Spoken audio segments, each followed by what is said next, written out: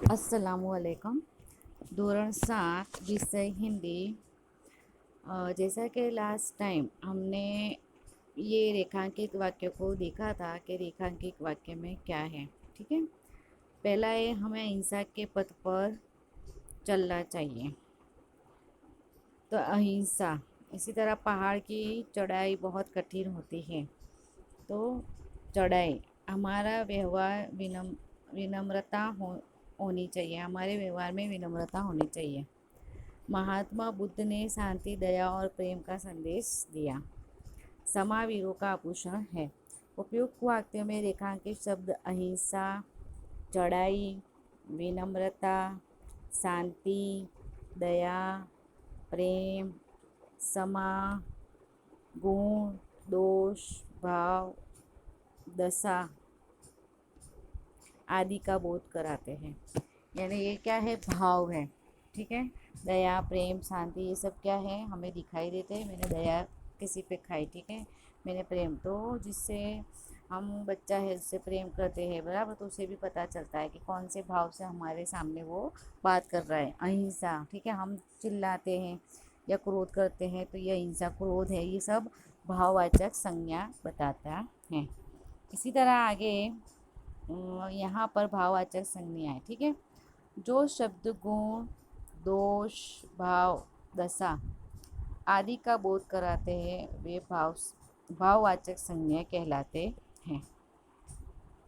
तो वो सब जो है भाव भाव जो उसमें अहिंसा, क्रोध, चढ़ाई, इसी तरह प्रेम, ये सब भाववाचक संज्ञा हैं। निम्नलिखित शब्द में भाववाचक संज्ञा के चौकर पर सही कीजिए। अब जहाँ जहाँ भाववाचक संज्ञा है वहाँ वहाँ पर आपको टिक मार्क करना है। ठीक है, यहाँ पर सच्चाई, सच्चा, ऊंचाई, ऊंचा, बचपन, लंबाई, अमीरी, लड़ना, बुढ़ापा, गंगा। तो सच्चाई ये भाववाचक आएगा, सच्चा नहीं आएगा। ऊंचाई आएगा, ऊंचा नहीं आएगा। ठीक है, इसी तरह नीचे आपको करना है। निम्नलिखित वाक्यों को पढ़िए। रेखांकित शब्दों को ध्यान से देखिए। अब रेलवे स्टेशन पर लोगों की भीड़ रहती है ना। रेलवे स्टेशन है, बस स्टैंड है, तो वहाँ पर क्या होता है, लोगों की भीड़ होती है। तो भीड़ के नीचे क्या करा है उन्होंने, रेखांकित शब्द किया है। इसी तरह बच्चों की टोली होली खेलने निकलती है। ठीक है, बच्चे जो है वो होली के दिन टोली बनाकर क्या करने निकलते, खेलने निकलते, होली है ऐसा। ठीक है, तो टोली के नीचे भी टिक किया है, मैंने रेखांकित शब्द किया है। सभा में कई लोग इकट्ठे हुए। तो उपयुक्त वाक्यों में रेखांकित शब्द भीड़, टोली और सभा, ये सब क्या है, समूहवाचक हैं। ठीक है, यहाँ पर भीड़, तो भीड़ के अंदर क्या होंगे, एक इंसान नहीं होता है, 10, 15, चार चार इंसान भी हो तो वो भीड़ हो जाएगी। इसी तरह टोली, टोली भी एक इंसान से नहीं होती है, उसमें भी 3, 4 हो तो वो टोली बनती है।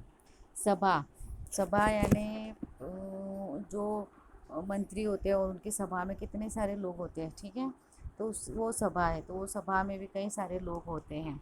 तो ये जो है, जैसे भीड़, टोली और सभा, ऐसे और जो शब्द आते हैं, तो जिसमें हमें पता चलता है कि ये शब्द कौन से हैं, समूहवाचक शब्द हैं। जैसे सेना, सेना भी समूहवाचक में आएगा। ठीक है, अब योग्य विस्तार में विभिन्न स्थानों पर लिखी हुई सूचनाओं को पढ़िए और कक्षा में उनकी चर्चा कीजिए। ठीक है, अभी तो हमारी कक्षा है नहीं, कोरोना में हम लोग सब घर पे आराम कर रहे हैं और जैसे जिसको जा रहा है वो मन से लिख रहा है। तो ऐसा नहीं करना है, हमें समय पर जो लेसन आता है वो लेसन वीडियो को देखकर अपनी नोटबुक के अंदर लिखना है और वीडियो को देखकर उसे समझना है। ठीक है, तो तुम साथ साथ में रहोगे। यहाँ पर हमारा जो लेसन नंबर 4 है वो कथनी और करनी समाप्त होता है। इसी तरह दूसरा जो हमारा इसके पीछे है पुनरावर्तन। तो आगे जो हमारे 1 से जो 4 पार्ट चले उसमें से ये प्रश्न है 5। ये पांचों के प्रश्न के उत्तर आपको लिखने हैं। चिड़िया कब खुशी के गीत गाती है? तो ये हमने देखा है, तब याद तुम्हारी आती है उसमें। ठीक है, सुबह सुबह जब चिड़िया, तो सुबह सुबह सवेरा जो होता है तो चिड़िया खुशी के गीत गाती हैं। तो ये वाला आपको प्रश्न के उत्तर डिटेल में लिखना है। सेठ ने कुत्ते को क्यों मुक्त किया? यानी इसका भी मैंने आपको समझाया था कि कुत्ते ने जो है सेठ के जो माल सामान चोरी हुआ था, तो उससे जो चोर ले गए थे और कहाँ चोरों ने उससे छुपा दिया था, जंगल में ले जाकर। तो कुत्ता जो है वो सेठ की धोती पकड़ कर वहाँ लाता है और वो अपने पैरों से उसे खोद देता है, गड्ढा खोद के उसमें से जो माल सामान चोरी होता है वो सब उसको निकाल लेते हैं सेठ। इसी तरह ईश्वर ने मनुष्य को किससे श्रेष्ठ बनाया है? ठीक है, तो ईश्वर ने अन्य प्राणी जैसे गाय भैंस बकरी जितने भी हैं, तो इसका आपको डिटेल में लिखना है। क्यों श्रेष्ठ बनाया है उसका भी आपको उत्तर यहाँ पर लिखना है। सेठ ने बंजारे के साथ कौन सी शर्त रखी? ठीक है, तो बंजारे के साथ सेठ ने कौन सी शर्त रखी वो आपको लिखनी है। कि जैसे पैसे तो मैं दे दूँगा, और तुम्हें साथ में क्या रखना होगा, कुछ जो सामान है वो गिरवी रखना होगा। इसी तरह पृथ्वी पर हरियाली कब छा जाती है? तो जब बारिश होती है तब पृथ्वी पर जो है हरियाली छा जाती है। इसी तरह हम आगे देखेंगे। प्रश्न 2, निम्नलिखित परिच्छेद को पढ़िए और सुलेखन कीजिए।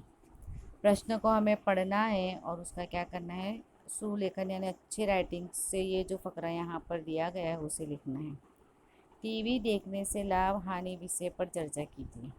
यानी पहले टीवी पर था, अभी तो मोबाइल का देना चाहिए। ठीक है, कि मोबाइल के क्या लाभ और हानि है। तो यहाँ पर टीवी है, तो टीवी पर भी अभी दूरदर्शन के जो प्रोग्राम होते हैं, जैसे अभी चैनल के प्रोग्राम होते हैं, जैसे ये वीडियो मैंने बनाई है, इसी तरह के लाइव वो लोग जो है पढ़ाते हैं।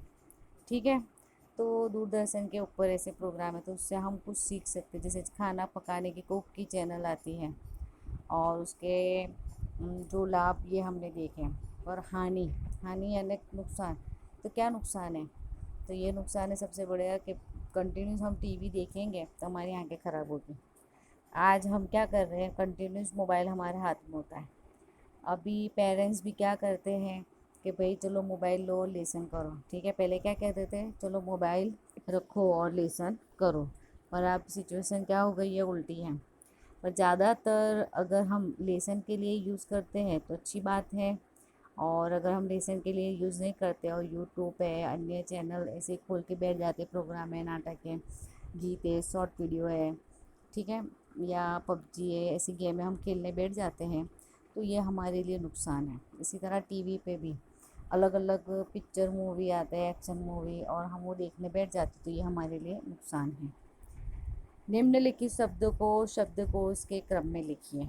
ठीक है, यहाँ पर चिंता, उपयोग, कार्य, इसको आपको क्या करना है, क्रम में करना है। लास्ट वाला प्रश्न है, निम्नलिखित शब्दकोश के सही क्रम में लिखिए।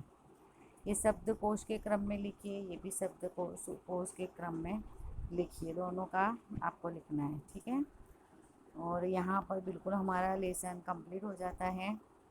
नेक्स्ट पीरियड के अंदर मैं नया लेसन चलाऊँगी। आपको 1 से 4 पार्ट अपनी नोट के अंदर कंप्लीट रखने हैं, उसके सवाल जवाब के साथ। जो प्रश्न नहीं समझ में आता है आप मुझे बताइए, और इसी तरह ये पुनरावर्तन भी आपको लिखना है। अल्लाह हाफिज़।